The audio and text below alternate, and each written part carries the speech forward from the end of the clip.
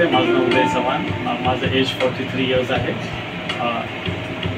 October 2022ला मला right heap एव्हीएन detect झाला होता आणि मला खूप दुखायचं आणि हे सगळं आम्हाला ज्यावेळेस आम्ही MRI केला फर्स्ट टाइम त्यावेळेस आम्हाला कळालं। मग आम्ही आणि ज्यावेळेस ते फार दुखत होते मला मांडी घालून देखील बसता येत नव्हतं आणि मला असं फास्ट देखील चालता येत नव्हतं। मला खूप पेन व्हायचं आणि माझे डे टू डे जे मी माझं काम करतो त्याच्यामध्ये मला खूप त्रास होत होता। मग त्यानंतर आम्ही डॉक्टर योगेश सिसोदिया सरांना भेटलो आणि त्यांनी आम्हाला खूप चांगल्या प्रकारे त्यांनी आम्हाला कन्सल्टेशन केलं आणि त्यांनी आम्हाला सांगितलं की तुम्हाला राईट हिप रिप्लेसमेंट करावं लागेल। आम्ही 3 महिने वेळ घेतला, मनामध्ये शंका कुशंका होत्या, परंतु 3 महिन्यानंतर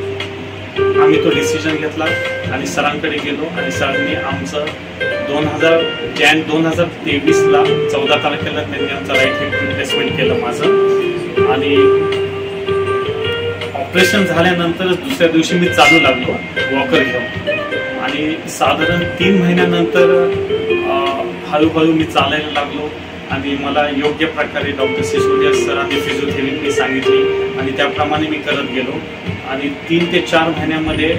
मी वॉकर आणि स्टिक देखील सोडली आणि त्याच्यानंतर 4थ्या महिन्यात मी माझ्या कामाला व्यवस्थितरित्या रुटीन जो मी ज्या प्रकारे मी आधी काम करत होतो त्या प्रकारे मी सर्व काम मी माझे करू लागलो।